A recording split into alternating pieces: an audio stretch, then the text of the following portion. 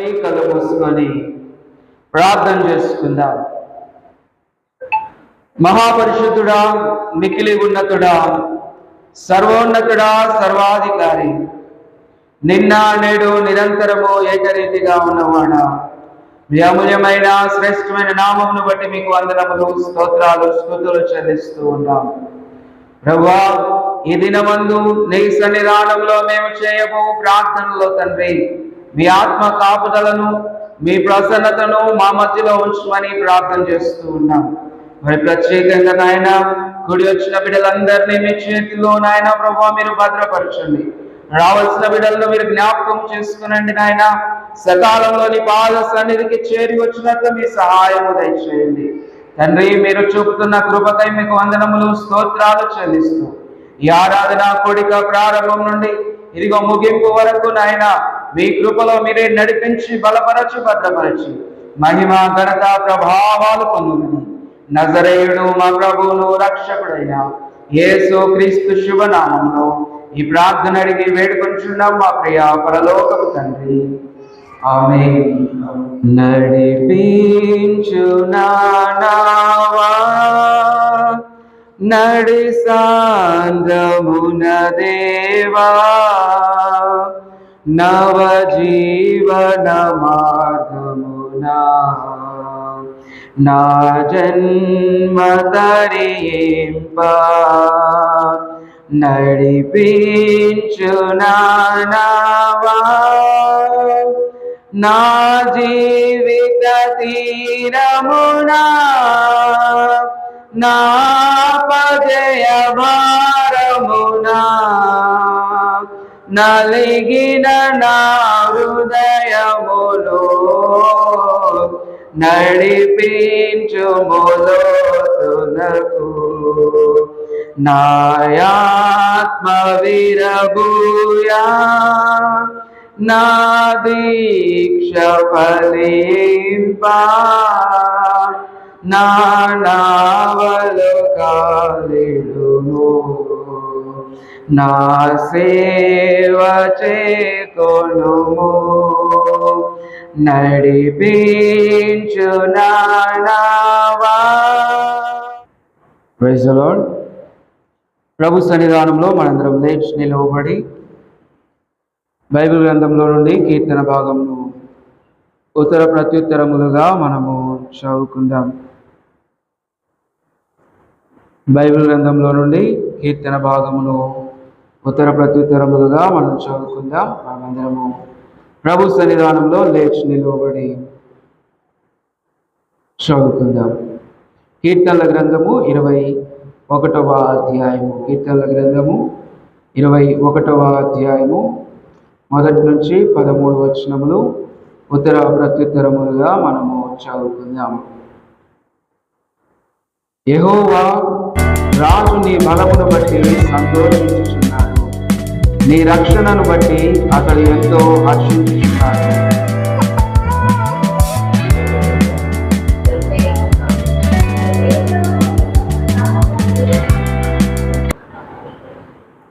శ్రేయస్కరమైన ఆశీర్వాదములతో నీవతనిని ఎదుర్కొనుచున్నావు. అతని తల మీద అపరంజి కిరీటము నీవు ఉంచి ఉన్నావు.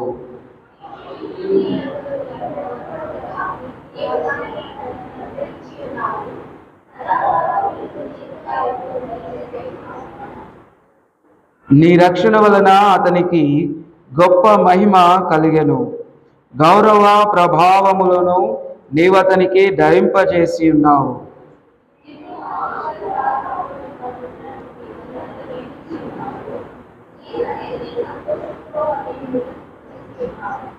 ఏలయనగా రాజు యెహోవా యందు నమ్మిక ఉంచి ఉన్నాడు. సర్వోన్నతుని కృపచేత అతడు కదలకుండా నిలుచును.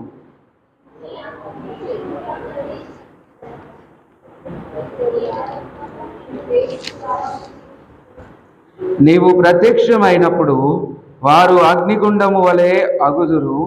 తన కోపం వలన యెహోవా వారిని నిర్మూలము చేయును. వారి అగ్ని వారిని దహించును.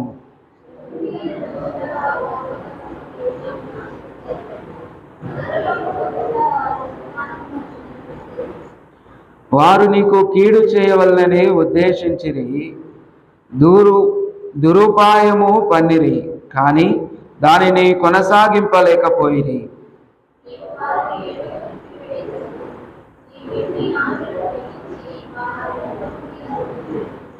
యెహోవా, నీ బలమును బట్టి నిన్ను హెచ్చించుకొనుము.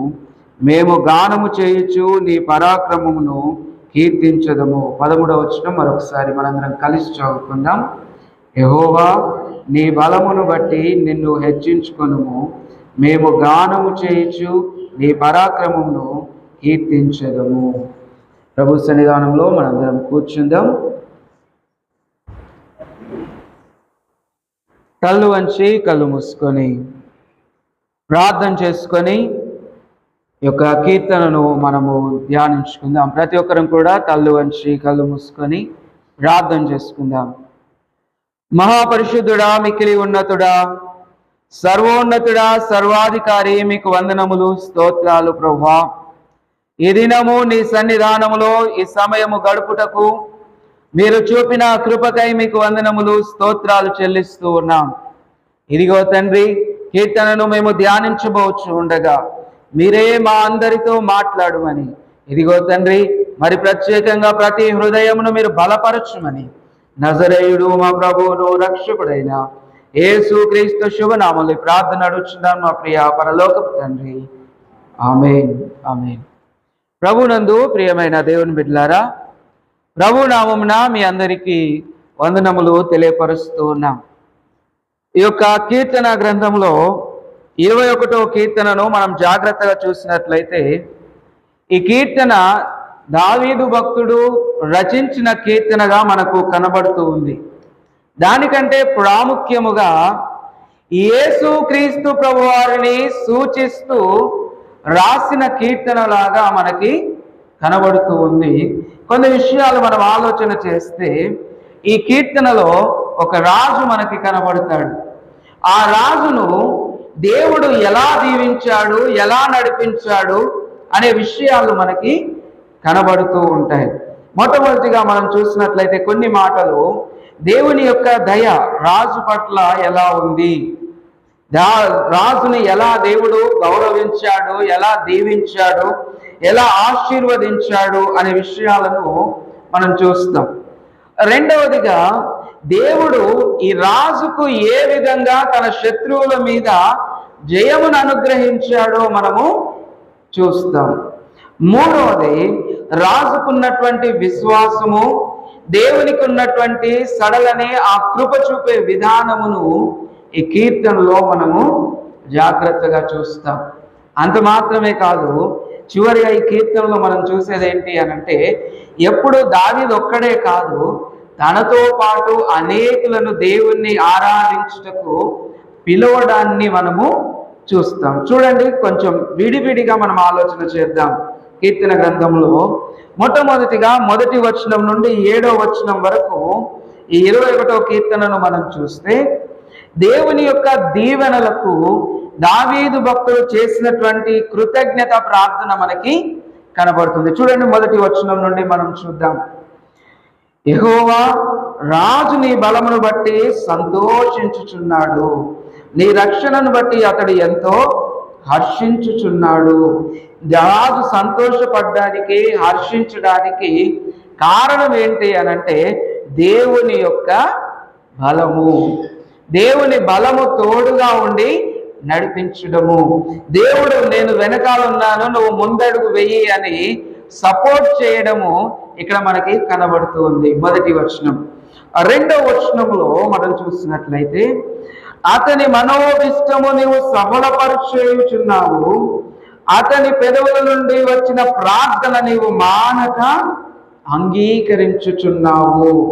2వ వచనంలో జ్ఞాపకం చేస్తున్నాడు. ఎందుకు కృతజ్ఞత చెల్లిస్తున్నాడు అనంటే, రాజు చేసిన ప్రార్థన దేవుడు వింటున్నాడు. మూడవది, శ్రేయస్కరమైన ఆశీర్వాదములతో నీవు అతనిని ఎదుర్కొనుచున్నావు, అతని తల మీద అపరంజి కిరీటము నీవు ఉంచి ఉన్నావు.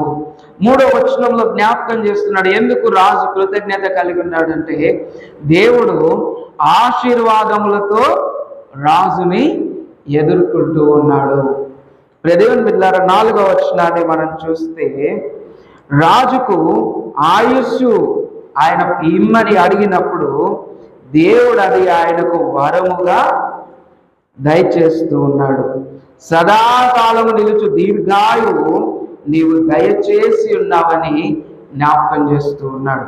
అదేవిధంగా 5వ మాటగా మనం చూస్తే 5, 6 వచనాల్లో, నీ రక్షణ వలన అతనికి గొప్ప మహిమ కలిగెను, గౌరవ ప్రభావములను నీవు అతనికి ధరింపజేసి ఉన్నావు, నిత్యము ఆశీర్వాద కారకుడుగా ఉండునట్లు అతనిని నియమించి ఉన్నావు. దేవుని బిడ్డలారా, నీ సన్నిధిని సంతోషముతో అతనిని నుల్లసింపజేయుచున్నావు. రాజును దేవుడు ఎలా దీవించాడు అనంటే, తన సన్నిధానంలో నిలువబెట్టాడు, తన సన్నిధానంలో సంతోషముతో నిలువబెట్టాడు. రాజుకి ఎన్నో సమస్యలు ఉంటాయి, ఎన్నో ఇబ్బందులు ఉంటాయి, ఎన్నో పరిష్కరించవలసిన ఉంటాయి. అయినా కూడా రాజు ఎలా ఉన్నాడంటే దేవుని సన్నిధానంలో సంతోషకరంగా ఉన్నాడు. కారణం ఏంటి అనంటే, దేవుడు తనకు తోడుగా ఉండి ఆయనను నడిపిస్తున్నాడు. అందుకే రాజు దేవునికి ఏం చెల్లిస్తున్నాడంటే, కృతజ్ఞతాపూర్వకముగా స్తుతిని ఆయన చెల్లిస్తూ ఉన్నాడు. ఇక 2వ భాగం 8వ వచనం నుండి 12వ వచనం వరకు మనము ఆలోచన చేస్తే, దేవుని యొక్క తీర్పు మీద మరియు భవిష్యత్తులో దేవుడు కలుగజేయు విజయము మీద ఈ యొక్క రాజుకి ఏముంది అనంటే నమ్మకం, కాన్ఫిడెన్స్ అనేది ఉన్నది. చూడండి, 8వ వచనం నుండి చూస్తే, 8వ వచనంలో అంటాడు, నీ హస్తము నీ శత్రువులందరినీ చిక్కించుకొనును, నీ దక్షిణ హస్తము నిన్ను ద్వేషించు వారిని చిక్కించుకొనును. అదేవిధంగా నీవు ప్రత్యక్షమైనప్పుడు వారు అగ్నిగుండము వలె అగుదురు, తన కోపం వలన యెహోవా వారిని నిర్మూలము చేయును, అగ్ని వలన వారిని దహించును. భూమి మీద నుండకుండా వారి గర్భఫలమును నీవు నాశనము చేసేదవు, నరులలో నుండకుండా వారి సంతానమును నశింపజేసేదవు. దేవుని బిడ్డలారా, ఎవరైతే రాజుకు వ్యతిరేకముగా ఉన్నారో, రాజు పనులకు వ్యతిరేకంగా ఉన్నారో, రాజు యొక్క పరిస్థితులకు వ్యతిరేకంగా ఉన్నారో, వారిని బట్టి దేవుడు చేస్తున్నటువంటి కార్యములు జ్ఞాపకం చేసుకుంటూ వారిని ఏ విధంగా దేవుడు శిక్షిస్తాడో రాజు తెలియపరుస్తూ ఉన్నాడు. ఇక 12వ వచనాన్ని మనం ఒకసారి చూస్తే, 12వ వచనంలో 11, 12 వచనాల్లో, వారు నీకు కీడు చేయవలనని ఉద్దేశించిరి, దురుపాయము పన్నిరి, కానీ దానిని కొనసాగింపలేకపోయింది. ఎవరైతే దేవునికి వ్యతిరేకంగా ఉండి దేవుని పిల్లల వైపు ఆలోచన చేస్తూ ఈ కీడు చేయాలని ఆలోచన చేసినా, లేదా దురుపాయము ఆలోచన చేసినా దాన్ని కొనసాగింపలేరు అని దేవుని వాక్యము జ్ఞాపకం చేస్తుంది. ఒక మంచి ఉదాహరణ బైబిల్ గ్రంథంలో చూస్తే, బాలాకు అనేటువంటి రాజు బిలాము అనేటువంటి ప్రవక్త దగ్గరికి వచ్చినప్పుడు ఒక సన్నివేశం జరుగుతుంది. బాలాకు అంటాడు, అయ్యా, ఇశ్రాయేలీయులు మా మీదికి దండెత్తి వస్తున్నారు కనుక బిలాము, నువ్వు ప్రవక్తవు, ఇశ్రాయేలీయులను ఒక మాట శపించు అన్నాడు. ఇప్పుడు బిలాము ఏం చేయాలి? శపించాలి. కానీ బిలాము ఇశ్రాయేలీయులను శపించుదామని నిలబడినప్పుడల్లా తన నోటి నుండి ఏమొస్తుంది అంటే దీవెనకరమైన మాటలే వస్తున్నాయి. కారణం ఏంటి అనంటే, ఇశ్రాయేలీయుల పక్షాన దేవుడు ఉన్నాడు. మన పక్షాన దేవుడు ఉన్నప్పుడు ఎటువంటి కీడు కలిగిన ఉద్దేశం ఉన్నప్పటికీ అది మనకు దీవెనకరంగానే మారుతుంది. అందుకే 11వ వచనంలో అంటాడు, వారు ఉపాయములు ఆలోచన చేస్తారు కానీ దానిని కొనసాగించలేరు అనే మాటను చెబుతూ ఉన్నాడు. 12వ వచనంలో అంటున్నాడు, నీవు వారిని వెనుకకు తిప్పివేయుదువు, నీ వింటి నారులను బిగించి వారిని ముఖము మీద కొట్టేదవు. ఎవరు అంటే దేవుడు. దేవుడు ఇట్లా. అందుకే దేవుడు మనకు సహాయం చేస్తాడు, భవిష్యత్తులో విజయం అనుగ్రహిస్తాడని ఈ యొక్క భక్తుడు ఏం చేస్తున్నాడంటే దేవుని మీద నమ్మకమును విశ్వాసమును ఆయన కలిగి ఉన్నాడు. ఇక 13వ వచనం చివరిగా మనం ఆలోచన చేస్తే, ఈ 13వ వచనంలో దేవుని కార్యాలను బట్టి ఒక్కడే కాదు, తనతో ఉన్న వారందరూ కూడా ఆయనను స్తుతించాలి అనే మాటను జ్ఞాపకం చేస్తూ ఉన్నాడు. చూడండి 13వ వచనం, యెహోవా నీ బలమును బట్టి నిన్ను హెచ్చించుకొనుము అనగా అర్థం ఏంటంటే, ప్రభువా నీవు మా మధ్యలో ఉండి కార్యములు జరిగించు అని దానికి అర్థం. ఇశ్రాయేలీయులు ఎర్ర సముద్రమును దాటినప్పుడు వాళ్ళందరూ అనుకున్నారు దేవుడే తన బలమును బట్టి కార్యములు జరిగిస్తున్నాడని ఇశ్రాయేలీయులు అనుకుంటూ ఉన్నారు. అదేవిధంగా ఇక్కడ అంటున్నాడు, ప్రభువా నువ్వు మా మధ్యలో ఉండి కార్యాలు చేసి మమ్మల్ని బలపరిస్తే మేము గానము చేయుచు నీ పరాక్రమమును కీర్తించెదము. గానము చేయుచు నీ పరాక్రమమును కీర్తించదమని ఇదిగో దావీదు భక్తుడు తెలియపరుస్తున్నాడు. కాబట్టి ప్రియ దేవుని బిడ్డలారా, మనము జ్ఞాపకం చేసుకొని దేవుని కార్యాలను బట్టి దేవుణ్ణి మనము స్తుతింపవలసిన వారమై ఉన్నాము, కీర్తించవలసిన వారమై ఉన్నాము. అటు కృప దేవుడు మనందరికీ దయచేయుగాక. ప్రభు సన్నిధానంలో లేచి నిలవబడి దేవునికి కృతజ్ఞతలు మనము తెలియపరచుదాం. ఎదిగో దేవుడు నిన్ను చూస్తూ ఉన్నాడు, నన్ను చూస్తూ ఉన్నాడు, నీతో ఉన్నాడు, నాతో ఉన్నాడు, మనలను బలపరుస్తూ ఉన్నాడు. ప్రభు సన్నిధానంలో ఎదిగో దేవుణ్ణి మనము కీర్తించడము, దేవునికి మనము కృతజ్ఞతలు తెలియచేయడము. ఎందుకనగా ఇదిగో దేవుడు మన స్తుతులకు అర్హుడు, మనలను బలపరిచి నడిపించువాడు. దేవుడే కరుణామయుడు, ఆయన కృపకు మనము పాత్రలము కావాలి. ప్రతి ఒక్కరు కూడా కళ్ళు వచ్చి ప్రభు సన్నిధానంలో, ప్రభువా గడిచిన వారమంతయు మీరు చూపిన కృపకై, మీరు చూపిన ప్రేమకై, మీరు చేసిన సహాయమునకై మీకు వందనములంటూ దేవునికి కృతజ్ఞతలు మనము చెల్లించుదము.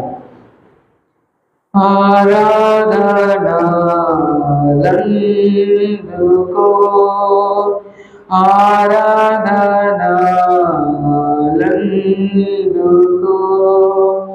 పాపక్షేమాపణ జీవమునిచ్చిన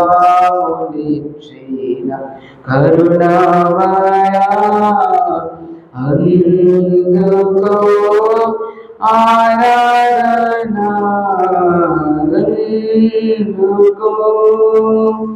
తెలిసి కొంటిని నా యేసు నిన్ను, సర్వశక్తి గల ప్రభువా నీవు. తెలిసి కొంటిని నా యేసు నిన్ను, సర్వశక్తి గల ప్రభువా నీవు.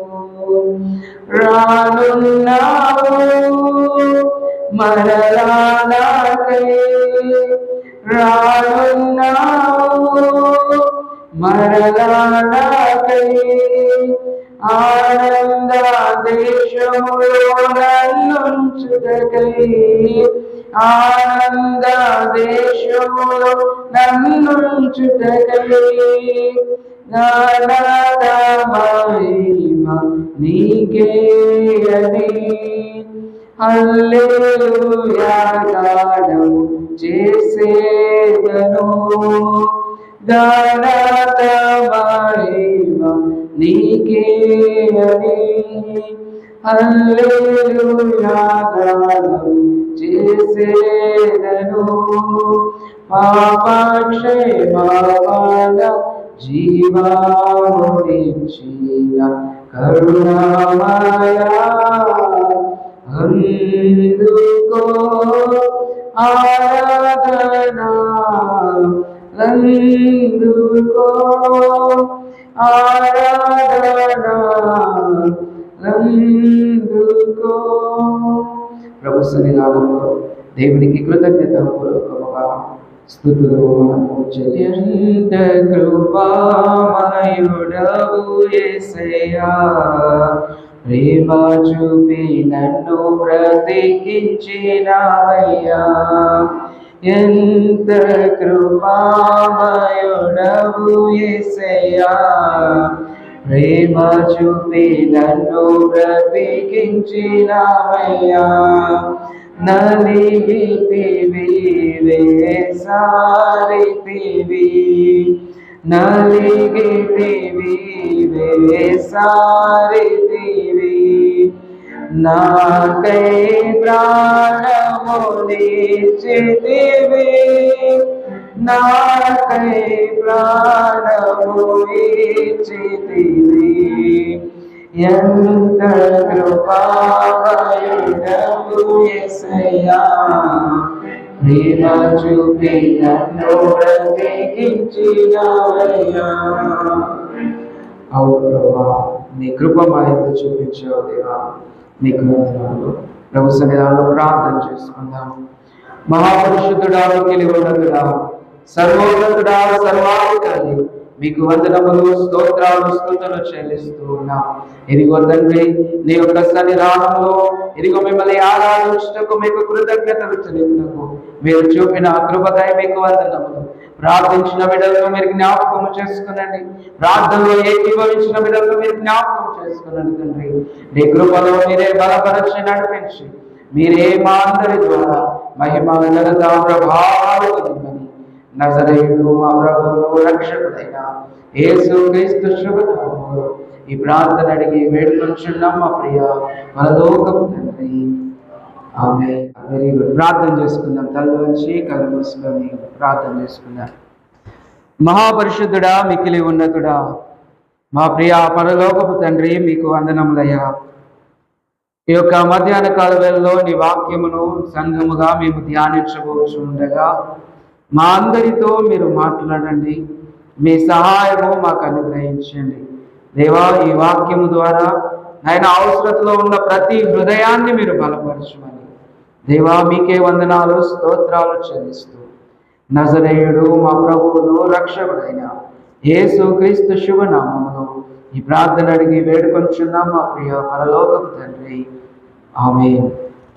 ప్రభునందు ప్రియమైన దేవుని బిడ్డలారా, నాకు మిగిల్చిన టైము ఒక అరగంటలో 2 నిమిషాలు అయిపోయినాయి.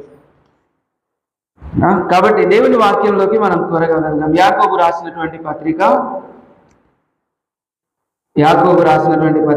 మొదటి అధ్యాయము 2వ వచనం నుండి 12వ వచనం వరకు ఉన్న వాక్యాన్ని మనము ధ్యానించుకుందాం. యాకోబు రాసినటువంటి పత్రిక మొదటి అధ్యాయము 2వ వచనం నుండి 12వ వచనం వరకు ఉన్నటువంటి దేవుని యొక్క వాక్యమును మనము ధ్యానించుకుందాం, ఆలోచన చేద్దాం.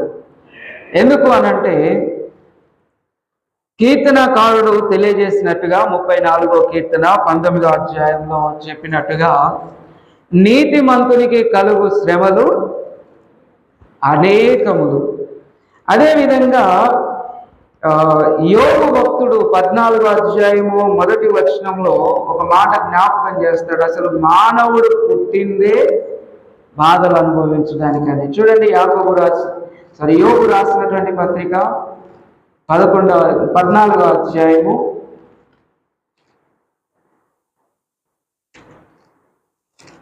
14వ అధ్యాయము 1వ వచనంలో చక్కని మాట అంటాడు. శ్రీ కనిన నరుడు కొద్ది దినముల వాడై మిక్కిలి బాధనందును. దేవుని బిడ్డలారా, భూమి మీద నరుడు అంటే స్త్రీ అని కాదు, పురుషుడు అని కాదు, ఇద్దరు వస్తారు నరులలో. ఇద్దరు దేవుని బిడ్డలారా జ్ఞాపకం చేసుకోండి, తల్లి గర్భం నుండి భూమి మీదకి వచ్చిన వారే. తల్లి గర్భం నుండి భూమి మీదకి వచ్చిన స్త్రీ అయినా పురుషుడైనా కొద్ది దినములు గలవాడై, అనగా కొంత ఆయుష్ గలవాడై ఏమనుభవిస్తాడు అని అంటే బాధను అనుభవిస్తాడు. పోయినసారి కూడా అడిగాను ఒక క్వశ్చన్, ఇప్పుడు కూడా అడుగుతున్నాను, ఎవరికైనా బాధలు లేకుండా ఉండాలా? ఉంటే చెయ్యొత్తండి. మీ ఇంట్లో అయినా మీ పర్సనల్ జీవితాల్లోనైనా ఉంటే చెప్పండి. ఎవరైనా ఉన్నారా బాధలు లేకుండా? ఆయనకు మద్దురు పోయే బాధ ఉంటుంది. రైజలా ఏదో ఒక బాధ పోవడము రావడము. దేవుని బిడ్డలారా జ్ఞాపకం చేసుకోండి. ఎందుకు జ్ఞాపకం చేస్తున్నాను అనంటే, ప్రతి ఒక్కరి జీవితంలో కామన్గా ఉండేది ఏంటి అనంటే బాధలు, ఆలోచనలు మనలను కృంగదీస్తాయి. బైబిల్ గ్రంథం అంటది, శ్రమ దినమున నీవు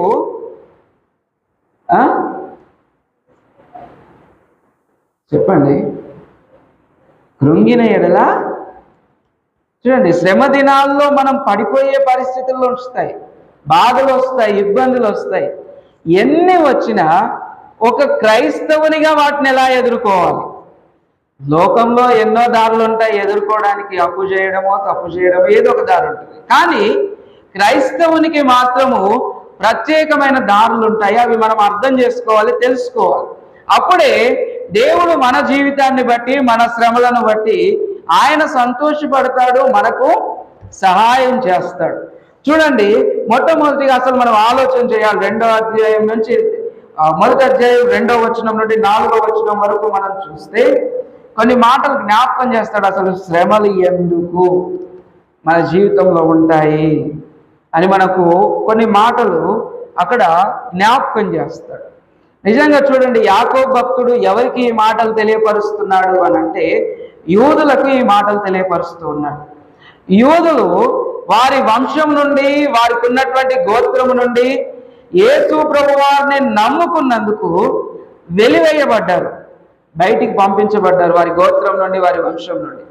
అలాంటి పరిస్థితుల్లో వారికి సమస్యలు ఎదురైనప్పుడు ఆ సమస్యల విషయాన్ని యాకోబు భక్తుడు తెలియపరుస్తూ ఉన్నాడు. క్రైస్తవులుగా మనం కూడా గుర్తుంచుకోవాలి.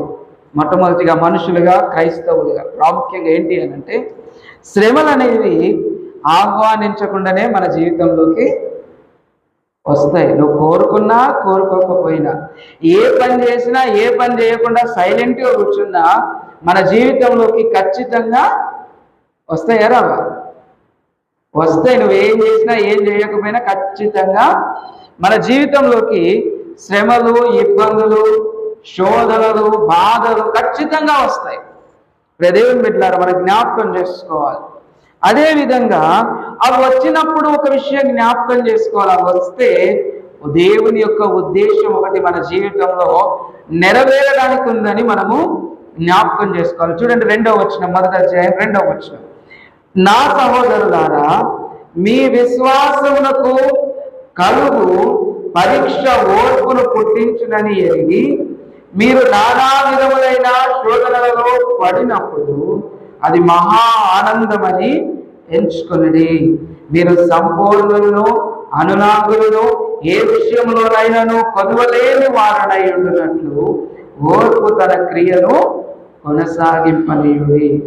దేవుని బిడ్డలారా జ్ఞాపకం చేస్తూ ఉన్నాడు, మీ విశ్వాసమునకు పరీక్ష కలుగుతుంది. ఎలా అంటే ఇదిగో ఈ శ్రమలు, శోధనలు, ఇబ్బందులు, బాధలు ఇవన్నీ కూడా క్రైస్తవ విశ్వాసానికి ఒక పరీక్ష. ఏంటి అవి? పరీక్ష. దేవుని మీద నీకు ఎంత నమ్మకం ఉంది, ఎంతవరకు నువ్వు దేవుణ్ణి నమ్ముతున్నావు, ఎంతవరకు నీ విశ్వాసంలో నువ్వు నిలబడతావు అనడానికి అదొక పరీక్ష.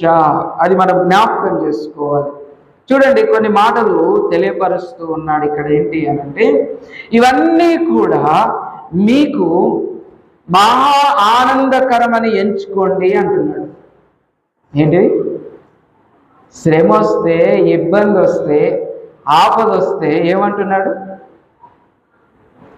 ఆనందంగా ఎంచుకోవాలంట.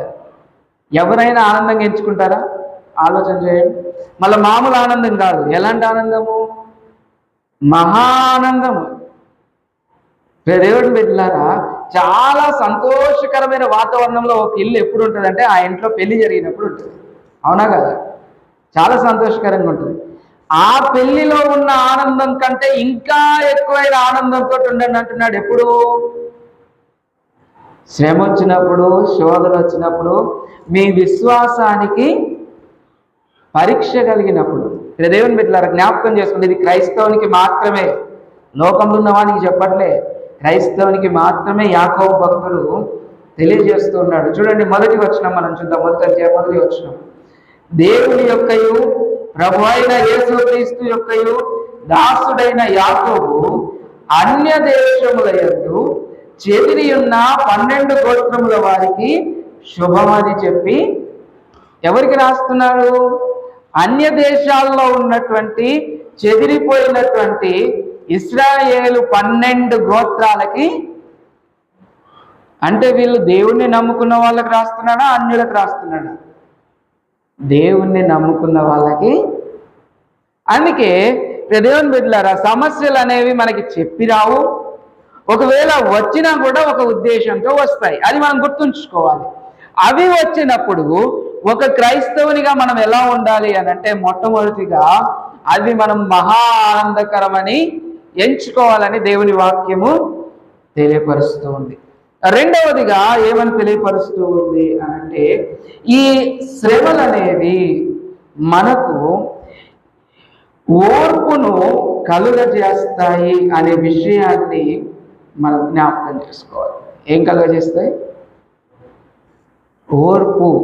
ఏం కలుగజేస్తాయి? ఓర్పును కలుగజేస్తాయి. చూడండి, మీ విశ్వాసమునకు కలుగు పరీక్ష ఓర్పును పుట్టించునని ఎరిగి. మనం ఎందుకు సంతోషపడాలి అని అంటే, మనకి ఓర్పును మన యొక్క పరీక్ష అనేది తీసుకొస్తుంది.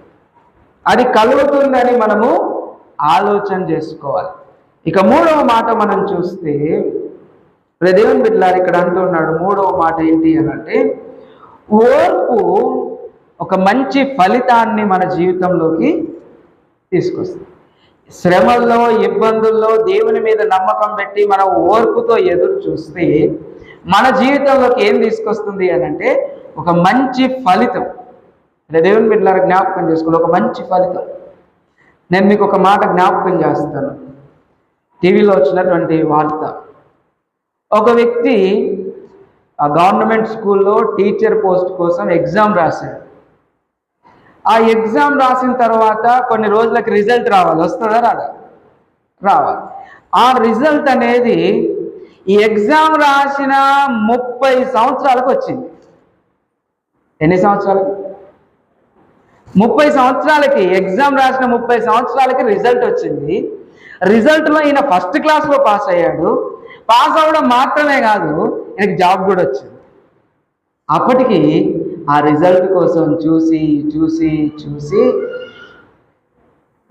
రిజల్ట్ కోసం చూసి జాబ్ వచ్చిందని ఆనందంతో జాబ్కి అటెండ్ అయితే, జాబ్ వచ్చిన 3 నెలలకే రిటైర్మెంట్ ఫంక్షన్. ఎన్ని రోజులకి జాబ్ వచ్చింది? 3 నెలలకి ఏమైపోయింది? రిటైర్మెంట్ కూడా వచ్చింది. అది లోకపరమైంది. కానీ దేవుని అలా ఉండదు. క్రైస్తవుని జీవితం అలా ఉండదు. మనము దేవుని మీద నమ్మకం పెట్టుకొని ఓర్పుతో మనం ఎదురు చూసినట్లయితే దేవుడిచ్చే ఫలితము చాలా త్వరితముగా ఉంటుంది. బైబిల్ గ్రంథంలో ఒక విషయం ఉంది, నేను వివరించను కానీ మామూలుగా జ్ఞాపకం చేస్తాను. మనందరికీ దానియేలు భక్తుడు తెలుసు. దానియేలు భక్తుడు రోజుకి 3 సార్లు దేవుని సన్నిధానంలో ప్రార్థన చేస్తాడు. దేవుని సన్నిధానం వైపు కిటికీలు తెరిచి చేతులెత్తి 3 సార్లు ప్రార్థన చేస్తాడు. ఈసారి ఒక సమస్య కోసం ఆయన ప్రార్థన చేస్తూ ఉంటే, ప్రార్థన చేసిన వెంటనే సమాధానము దేవుని సన్నిధానం నుంచి బయలుదేరింది. కానీ దానియేలు దగ్గరికి వచ్చేసరికి ఒక 3 రోజులు లేట్ అయింది. 3 రోజులు లేట్ అయితే దానియేలు భక్తుడు దేవుని దూతను అడుగుతున్నాడు, అయ్యా నేను 3 రోజులుగా ప్రార్థన చేసి అడుగుతున్నాను, ఎందుకు లేట్ అయింది? దేవుని దూత అన్నది, దానియేలు నువ్వు ప్రార్థన చేసిన వెంటనే సమాధానంతో దేవుడు నన్ను పంపించాడు. కానీ మధ్యలో ఇదిగో ఒక దేశపు రాజు నన్ను అడ్డుకున్నాడు, నీ దగ్గరికి రానివ్వకుండా. ఏం చేశాడు? అడ్డుకున్నాడు. ఎన్ని రోజులు అడ్డుకున్నాడు? 3 రోజులు అడ్డుకున్నాడు. దేవుని బిడ్డలారా, దేవుడు కూడా మన జీవితంలో మనకొచ్చే శ్రమల్లో, మనకొచ్చే బాధల్లో వెంటనే సమాధానం ఇవ్వాలనుకుంటాడు. అయ్యో నా కుమారుడు, నా కుమార్తె సమాధానం కోసం ఎదురు చూస్తున్నారు, నేను సహాయం చేయాలి. ఈలోపు మన చుట్టూ అనేకం ఉంటాయి. అవన్నీ దాటుకొని రావడానికి కొంత సమయము పడుతుంది. ఈ సమయంలో దేవుని వాక్యం ఏమంటుందంటే, ఇదిగో మీకు వచ్చిన శ్రమను కొంచెం ఆనందంగా ఎంచుకోండి. ఎందుకంటే ఈ శ్రమ తర్వాత దేవుడు మిమ్మల్ని దీవించబోతూ ఉన్నాడు, సహాయం చేయబోతూ ఉన్నాడు. పౌలు భక్తుడు అంటాడు ప్రార్థన చేసి, ప్రభువా ఇదిగో నీ సన్నిధానంలో నాకు ఒక శ్రమ కలిగింది, ఒక ఇబ్బంది వచ్చింది, నేను 3 సార్లు ప్రార్థన చేస్తున్నాను, నాకు సమాధానం ఇవ్వవా అని అంటే దేవుడు ఏమన్నాడు? అయ్యా పౌలు, నా కృప నీకు చాలు. ఈ సమాధానం వినగానే పౌలు భక్తుడు ఏమన్నాడంటే, ఇదిగో దేవుని కృప నాకు తోడుండాలి కాబట్టి ఎన్నిసార్లు శ్రమ వచ్చినా నేను అనుభవిస్తాను. దేవుని బిడ్డలారా, పౌలు గారి యొక్క మనసు అలాంటిది. అలాంటి మనసు ఉండాలని దేవుడు ప్రతి క్రైస్తవునికి తెలియపరుస్తూ ఉన్నాడు. ఇంకొంచెం మనం ఒకసారి ఆలోచన చేస్తే, నిజంగా ఈ శ్రమలు వచ్చినప్పుడు ఎందుకు మనం కృంగిపోతాము, ఎందుకు మనం పడిపోతాము అని అంటే 2 విషయాలు ఉన్నాయి. ఆ 2 విషయాలు నేను జ్ఞాపకం చేసి నేను కొంచెం ముందుకు వెళ్ళిపోతాను. చూడండి, 5 నుంచి 8 వచనాలని మనం ఒకసారి చదువుకుందాం. యాకోబు రాసిన పత్రిక 1వ అధ్యాయం 5 నుంచి 8 వచనాలు. మీలో ఎవరికైనాను జ్ఞానము కొదువుగా ఉన్న ఎడల అతడు దేవుణ్ణి అడగవలెను, అప్పుడు అది అతనికి అనుగ్రహింపబడును. ఆయన ఎవరిని గద్దింపక అందరికీ ధారాళముగా దయచేయబడు. అయితే అతడు ఏ మాత్రమును సందేహింపక విశ్వాసముతో అడగవలెను. సందేహించువాడు గాలి చేత రేపబడి ఎగిరిపడు సముద్రపు తరంగము వలె పోలి ఉండును.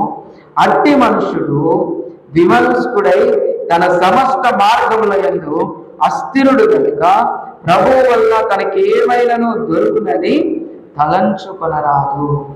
దేవుని బిడ్డలారా, జ్ఞాపకం చేసుకోండి, శ్రమలు ఎందుకు మనల్ని అధిగమిస్తాయి, మనల్ని ఇబ్బంది పెడతాయి అని అంటే దేవుని వాక్యం స్పష్టంగా తెలియజేస్తుంది. మొట్టమొదటిది, శ్రమలను గూర్చినటువంటి దేవుని సహాయమును గూర్చినటువంటి అవగాహన లేకపోవడం. ఏంటి? శ్రమలను గురించి, దేవుని సహాయం గురించి సరైన అవగాహన క్రైస్తవునికి లేకపోవడం. అందుకే శ్రమల్లో మనము దేవుని వైపు చూడలేకపోతూ ఉంటాము. అందుకే శ్రమల్లో దేవుని యందు మనము ఉండలేకపోతూ ఉంటాం. శ్రమల్లో మనం చాలా ఇబ్బంది పడడానికి కారణము మనకు సరైన అవగాహన లేకపోవడం. అందుకే ఇక్కడ ఏమంటున్నాడంటే, మీలో ఎవరికైనాను జ్ఞానము కొదువగా ఉంటే అడగండి దేవుడు మనం ఇద్దప్ప అన్ని అడుగుతాం. అవునా కదా?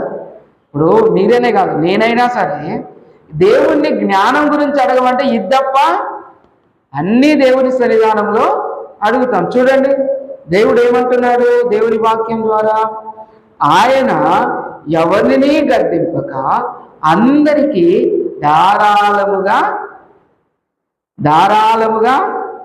ఎవరిని గద్దించడు, అందరికీ ధారాళంగా దయచేస్తాడు. ఏం దయచేస్తాడు? డబ్బులా దీవెనలా? జ్ఞాపకం చేసుకోండి, దేవుడు భూమి మీద నరునికి ఇవ్వాలనుకున్నది ఏంటి అని అంటే తన యొక్క జ్ఞానం, తన యొక్క ఆలోచన, తన యొక్క విధానం, తన యొక్క ప్రవర్తన దేవుడు భూమి మీద మనిషికి గద్దింపకుండా ధారాళంగా ఇవ్వాలనుకున్నాడు. దేవుని బిడ్డలారా, కానీ మనం ఇద్దప్ప అన్నీ అడుగుతాం. అన్నీ అడుగుతాం. దేవుని బిడ్డలారా, అన్నీ అడగాలి, కానీ ఎంతవరకు అడగాలో అంతవరకే అడగాలి. కానీ దేవుని బిడ్డలారా, మనకి జ్ఞాపకం చేసుకోవాలి, మీ సరైన అవగాహన లేక శ్రమల్లో మనం దేవుని వైపు చూడలేము. మొదటిది. రెండవది, సరైన విశ్వాసం లేక శ్రమల్లో ఇరుక్కొని మనం బయటపడలేము. సరైన విశ్వాసము లేక. చూడండి, అక్కడ ఏమంటున్నాడు? 6వ వచనం, అయితే అతడు ఏమాత్రము సందేహింపక విశ్వాసముతో. మనం దేవుణ్ణి అడుగుతున్నాము అంటే అందులో సందేహం ఉండొద్దు, దేవుడు ఇస్తాడో ఇవ్వడో అనే సందేహము ఉండొద్దు. సందేహం లేకుండా నువ్వు దేవుణ్ణి అడిగితే నీ శ్రమల్లో నుంచి ఆయన నిన్ను బయటపడేస్తాడు. ఒకవేళ నీకు సందేహం ఉన్నట్లయితే సందేహించువాడు గాలి చేత రేపబడి ఎగిరిపడు సముద్ర తరంగమును పోలేవును. దేవుని బిడ్డలారా, ఇక్కడ ఒక మంచి ఉదాహరణ మనం జ్ఞాపకం చేసుకోవాలి. ఎవరు అని అంటే అపోస్తలుడైన పేతురు భక్తుడు యేసు ప్రభు వారిని సముద్రం మీద నడుస్తూ చూడగానే ఒక మంచి సవాల్ వేశాడు యేసు ప్రభు వారితో. ఏంటంటే, అయ్యా నువ్వే అయితే నేను కూడా నీళ్ళ మీద నడవడానికి సెలవు. ఈయన విశ్వాసం ఎంత బలంగా ఉంటే నేను కూడా నీళ్ళ మీద నడుస్తా అనుకుంటాడు. అవునా కదా? చెప్పండి. ఇప్పుడు ఎంత దేవుడు ప్రత్యక్షమైనా కూడా మనకు తెలిసిన ఇలాంటి విషయాల్లో నీళ్ళ మీద మనం నిలబడలేము అని మనకు తెలిసినప్పుడు మనం దేవుడు ప్రత్యక్షమైనంత మాత్రం వెంటనే నేను కూడా నీళ్ళ మీద నడుస్తా ప్రభు అని అడుగుతామా? అడగం.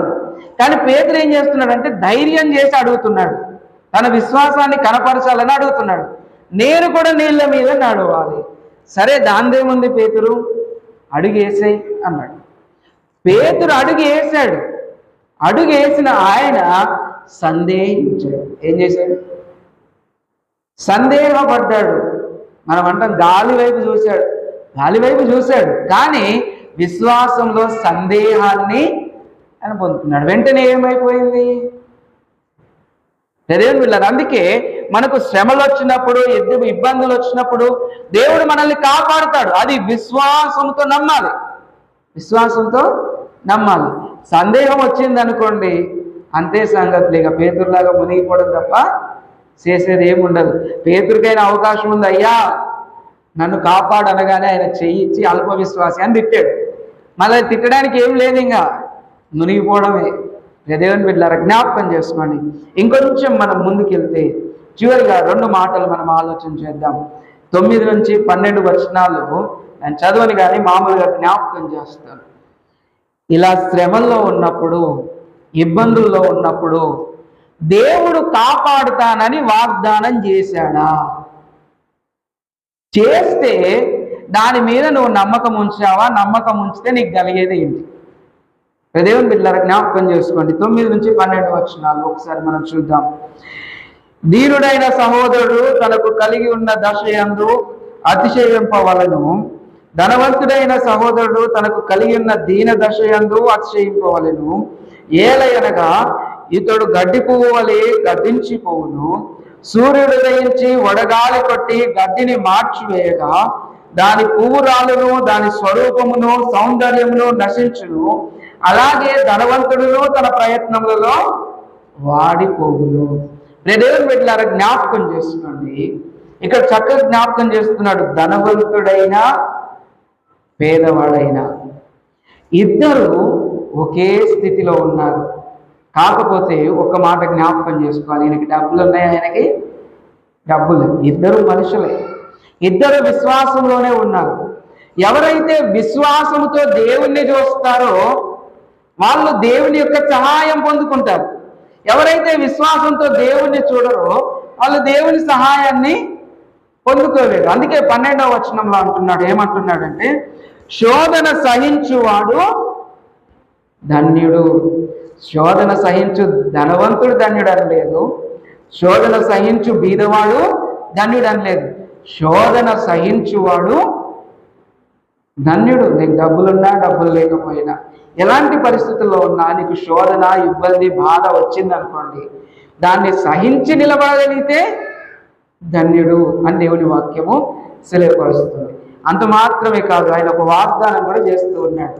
ఎలాంటి వాగ్దానం అంటే అది సంతోషకరమైంది, నిజ జీవితంలో మనల్ని నిలబెట్టగలిగింది. ఎలాంటిది? సంతోషకరమైంది, నిజ జీవితంలో నిలబెట్టగలిగింది. ఏమని చూస్తున్నాడు? అతడు శోధనకు నిలిచిన వాడై ప్రభువు తన్ను ప్రేమించు వారికి వాగ్దానము చేసిన జీవ కిరీటము పొందును. దేవుని బిడ్డలారా, దేవుని వాగ్దానము జ్ఞాపకం చేస్తుంది. శ్రమలు వచ్చినప్పుడు, శోధనలు వచ్చినప్పుడు, ఇబ్బందులు వచ్చినప్పుడు దేవుని మీద విశ్వాసము కలిగి క్రైస్తవులమైన మనమందరం నిలబడినప్పుడు ఆ విశ్వాసమును బట్టి దేవుడు మనకు వాగ్దానం చేసిన జీవ కిరీటమును దయచేస్తాడు. కాబట్టి ఇప్పుడు దేవుని బిడ్డలారా, ఎలాంటి పరిస్థితుల్లో మనమున్నా, దేవుని వైపు చూడాలి. ఎందుకంటే కీర్తనకారుడు జ్ఞాపకం చేశాడు, యోబు భక్తుడు జ్ఞాపకం చేశాడు. నేను చెప్పాను, నీతిమంతునికి కలుగు శ్రమలు అనేకములు. నిజంగా క్రీస్తుని నమ్మితే మనకు శ్రమలు అనేకముగా వస్తాయి, మొదటిది. రెండోది, అసలు భూమి మీద స్త్రీ కనిన ప్రతి వ్యక్తికి ఏమొస్తాయి అనంటే బాధలు వస్తాయి.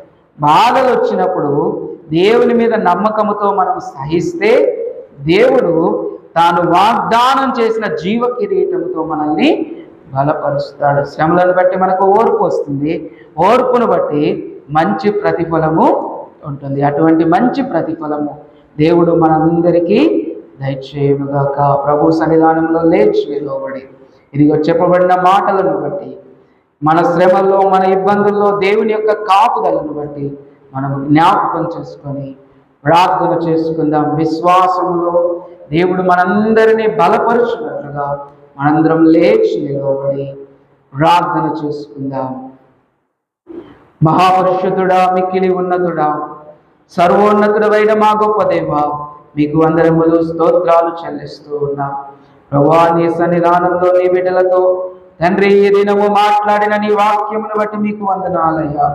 ఇదిగో విశ్వాసములో బలపడునట్లు సహించకనైనా ప్రభువా, ఇదిగో తండ్రి సందేహించకనైనా తండ్రి, ఇదిగో విశ్వాసంతో మీ వైపు చూసినట్లు మీ సహాయము దయచేయండి.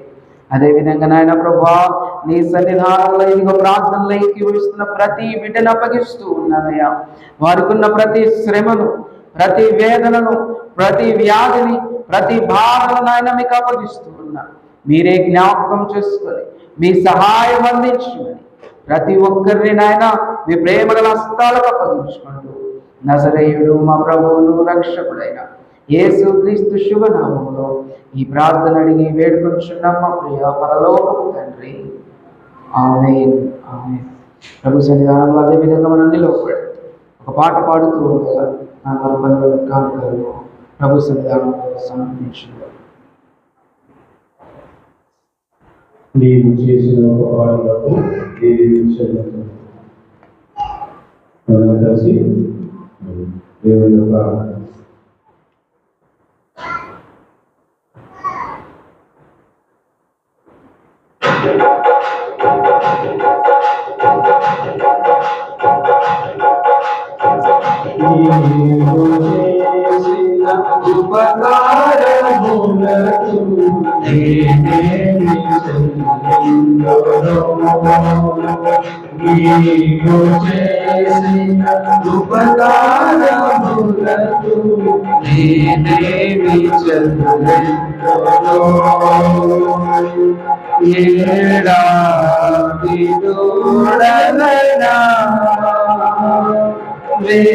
వేలాది కొట్టేలనా ఏడాది దూడలనా వేలాది కొట్టేలనా నీవు చేసిన ఉపకారములకు నేనేమి చెల్లింతును. నీవు చేసిన ఉపకారములకు నేనేమి చెల్లింతును.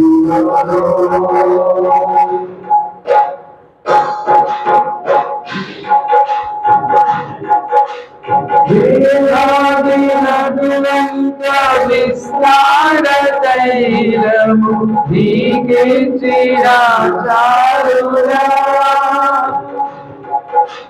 వేలాది నదులంత విస్తార తైలము నీకిచ్చిన చారురా. గర్భఫలమైన నా దేశమును నీకిచ్చిన చాలునా. గర్భఫలమైన నా దేశమును నీకిచ్చిన చాలునా. ఏడాది దూడలనా వేలాది కొట్టేలనా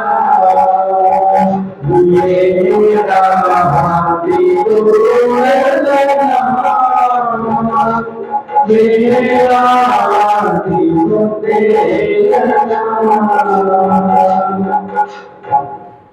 ప్రభు శరీరంలో కళ్ళు ఉంచి కళ్ళు మూసుకొని ఇతబడిన కానుకల నిమిత్తము ప్రార్థన చేసుకున్నాను. ప్రేమ నమ్మకము కలిగిన మా ప్రియ పరలోకపు తండ్రి, మీ అమూల్యమైన శ్రేష్టమైన నామమును బట్టి మీకు వందనములు, స్తోత్రాలు. ప్రభువా, ఈ దినము నీ సన్నిధానంలో కూడి వచ్చిన ప్రతి బిడ్డను బట్టి మీకు కృతజ్ఞతలు చెల్లిస్తున్నామయ్యా. మరి ప్రత్యేకంగా నాయన ఈరోజు వారు తీసుకొచ్చినటువంటి ప్రతి కానుకను మీరు జ్ఞాపకం చేసుకునండి. 30 60 100 మీ దీవెన ప్రతి హస్తానికి దయచేయమని ప్రార్థిస్తున్నా. ఆయన నీ కృపదస్తాలకు మా సంఘమును అప్పగించుకుంటూ నజరేయుడు మా ప్రభువును రక్షకుడైన యేసు క్రీస్తు శుభనామంలో ఈ ప్రార్థన అడిగి వేడుకొంచున్నాం మా ప్రియ పరలోకపు తండ్రి, ఆమేన్. Praise the lord. జ్ఞాపకం చేసుకోండి బాప్తిసం గురించి. కొందరు బాప్తిసం తీసుకుంటా అని నన్ను కలిశారు. దాన్ని బట్టి ఆలోచన చేసాం. సాధారణంగా లక్కపల్లిలో అయితే ఈస్టర్ టైంలోనే బాప్తిసాలు తీసుకుంటారని తెలిసింది. కానీ వాళ్ళు మేము రక్షణ పొందుకోవాలి, మాకు బాప్తిసం అవసరం అని అడిగారు. కాబట్టి నేను మధుకర్ బ్రదర్ని సంప్రదించి చెప్పడం జరుగుతుంది. మరి ప్రత్యేకంగా ఫస్ట్ వీక్ వచ్చే నెల మొదటి ఆదివారం రోజు బాప్తిసం ఇవ్వడం జరుగుతుంది. దానికి ముందు 2 రోజులు ప్రభు సన్నిధానంలో బాప్తిసం గురించి, క్రైస్తవ జీవితం గురించి క్లాసెస్ ఉంటాయి కనుక ఆ క్లాసెస్కి ఎవరైనా రావచ్చు, తెలుసుకోవచ్చు. మరి పర్టికులర్గా బాప్తిసం తీసుకునే వాళ్ళు రావాలని ప్రభు పేరిట మీకు తెలియపరుస్తూ ఉన్నాం. ఎవరైనా బాప్తిసం తీసుకోవాలని ఇప్పుడు తీర్మానం తీసుకున్నా కూడా సంఘ కమిటీని లేదా నన్ను సంప్రదించిన మనం ముందుకు వెళ్తాం కనుక జ్ఞాపకం చేసుకోవాలని ప్రభు పేరిట మనవి చేస్తూ ఉన్నాం. మరొక చిన్న మాట, ఈ బైబిల్ ఎవరిదో దీని మీద నాకు పేరు దొరకలేదు, మళ్ళీ సంఘానికి తీసుకొచ్చి ఇచ్చారు. ఎవరిదైనా ఉంటే తీసుకోవాలని ప్రభు పేరిట మనవి చేస్తూ ఉన్నారు. ప్రభు సన్నిధానంలో లేచి నిలవబడి ముగింపు ప్రార్థన మనం చేసుకుందాం. లేచి నిలవబడి ముగింపు ప్రార్థన చేసుకుందాం.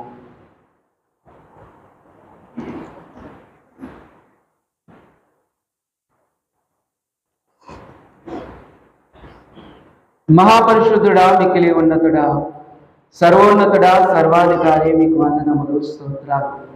ప్రభువా, ఈ దినము నీ సన్నిధానంలో కూడి వచ్చిన ప్రతి కుటుంబమును బట్టి మీకు వందనాలు చెల్లిస్తూ ఉన్నా. అదేవిధంగా వారి పనులను బట్టి, వారికి ఉన్న పరిస్థితులను బట్టి, ఈరోజు రాలేకపోయిన బిడ్డల్ని బట్టి కూడా నీ సన్నిధానంలో ప్రార్థిస్తున్నామయ్యా. దయతో వారిని మన్నించండి. నీ చిత్తము నీ రాకడ ఆలస్యమైతే మరొకసారి ఆదివారపు ఆరాధన కూడికలో వారందరూ వారి కుటుంబములతో చేరినట్లు మీ సహాయం దయచేయండి. అదేవిధంగా తండ్రి, ఇదిగో మా యొక్క సంఘమును, సంఘ బిడ్డలను, మా యొక్క గ్రామమును మీరు జ్ఞాపకం చేసుకునండి. ప్రతి గృహములో మీ ఆత్మ కాపుదలను మీరు దయచేయండి.